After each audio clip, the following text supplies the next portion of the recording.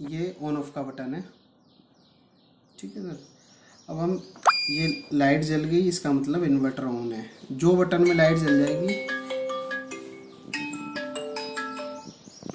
देखो वो तो खराब ही हो गई।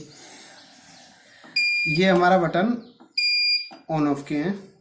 जिस बटन में लाइट जल रही है इसका मतलब वो बटन ऑन है, ठीक है। अब हम इसकी सेटिंग करेंगे। ये पावर सेविंग मोड है, ये ऑन ऑफ मोड है, और ये यूपीएस मोड और नॉर्मल इन्वर्टर मोड है, ये हाई लो का मोड है। ये दोनों बटन एक साथ लॉन्ग प्रेस करेंगे, दबा के रखेंगे, सेटिंग खुल जाएगी। एसईटी दोनों बटन छोड़ेंगे, ये बटन प्रेस करेंगे। ये बैटरी का हाई कट है, यानी कि कितने वोल्टेज तक हमें बैटरी को चार्ज करना है। मैक्सिमम हम 15 वोल्टेज तक चार्ज करते हैं, जो कि एक्सट्रीम लेवल है। हम उसको जहाँ बिजली ज़्यादा होती है, जहाँ बिजली बिल्कुल कम होती है, जब उसे 15 वोल्टेज तक चार्ज करते हैं, और जहाँ बिजली बिल्कुल ज़्यादा होती है तब उसे हम 14 पॉइंट के आसपास के करीब करके छोड़ देते हैं। और जहाँ नॉर्मल बिजली होती है तो हम 14.6 14.7 करके उसको छोड़ देते हैं। तो हमने यहाँ पे ये कर रखा है 14.7, जो कि आइडियल कंडीशन में बेस्ट है। हम इसको फिर नेक्स्ट सेटिंग पे ले जाएंगे, बैटरी का लो कट। लो कट का मतलब है कि बैटरी इतने वोल्टेज पर पहुंच जाएगी तो इन्वर्टर आपकी बैटरी को लो दिखा देगा कि हाँ बैटरी लो हो गई, अब इसको बिजली चाहिए, ठीक है। इसको भी हम एडजस्ट कर सकते हैं। जहाँ बिजली की प्रॉब्लम ज़्यादा है वहाँ हम 10.2 कर सकते हैं। जहाँ बिजली बहुत ज़्यादा है उसमें 11.8 कर सकते हैं अपने हिसाब से। तो हमें इसमें नॉर्मल कंडीशन में 10.5 बेस्ट है। अब ये सोलर से आने वाले वोल्टेज और इतने वोल्टेज पे जाके ये बिजली पे शिफ्ट हो जाएगा, यानी कि इस जैसे सपोज करिए हमने यहाँ किया 11.5 वोल्टेज से अगर वोल्टेज ऊपर रहेंगे सोलर के तो सोलर से चार्जिंग होती रहेगी। अगर इससे नीचे वोल्टेज चले जाएंगे तो ये बिजली पे शिफ्ट हो जाएगा, मतलब बिजली से चार्जिंग भी शुरू हो जाएगी और बिजली से लोड भी चलेगा, ठीक है। तो हमने यहाँ पे ये बैटरी की सेटिंग करी है 11.5। यह सोलर से चार्ज कंट्रोलर की सेटिंग, यानी कि कितनी कैपेसिटी से हम बैटरी को चार्ज कर सकते हैं। तो आइडियल कंडीशन में ये 40 एम्पियर आता है, बट हम इसको 50 एम्पियर भी कर सकते हैं और इसको घटा भी सकते हैं।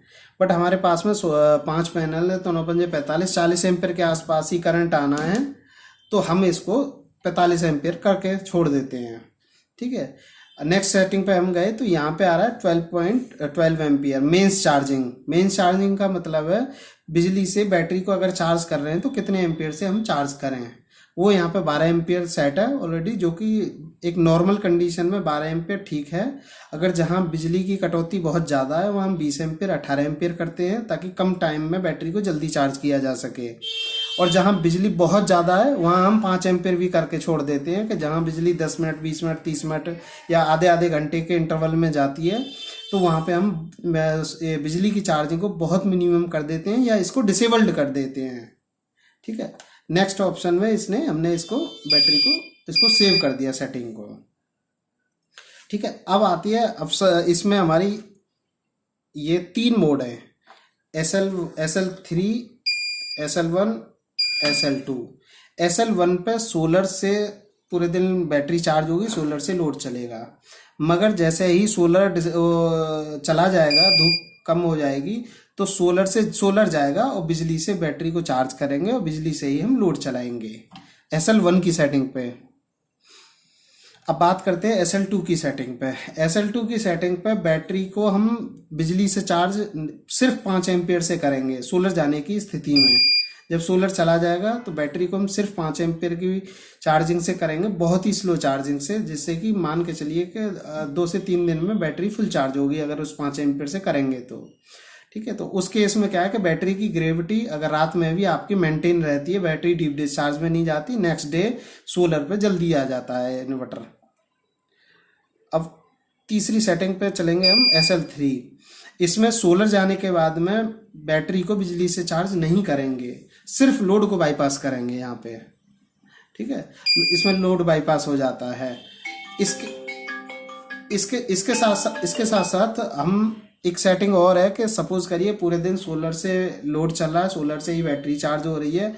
अगर हम चाहते हैं कि इसमें रात को पहले हम बैटरी को डिस्चार्ज करें और उसके बाद में फिर हम बिजली पे लोड दे दें और ये खुद इन्वर्टर बिजली से चार्ज ना हो, ताकि हमारा जो बिल है वो ना बढ़े। तो उस कंडीशन के लिए हमने यहाँ पे एक सेटिंग दी हुई है।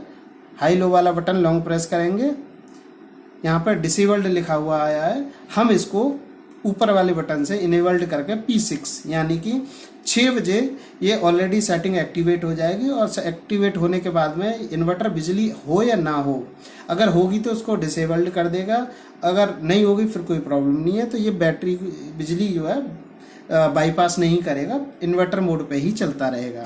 ये सेटिंग हम P6 की जगह 7 भी कर सकते हैं, 8 भी कर सकते हैं, 9 भी कर सकते हैं, 10 भी कर सकते हैं, 11 भी कर सकते हैं।